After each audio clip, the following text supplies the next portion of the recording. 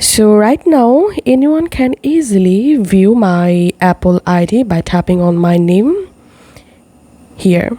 So now I will show you how you can easily hide your Apple ID on your iPhone.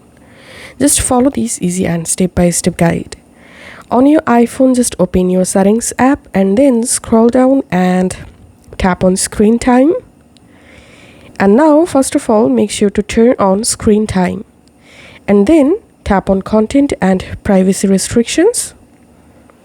And here, make sure to enable privacy and content and privacy restrictions. Then scroll down here under allow change to just tap on accounts. And here select don't allow.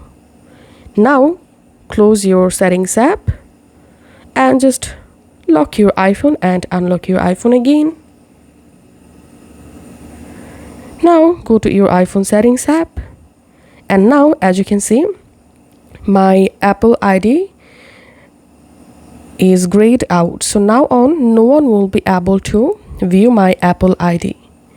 So this is how we can easily hide Apple ID on iPhone. If this video helped you out, please leave a like and leave a comment down below. Thank you for watching.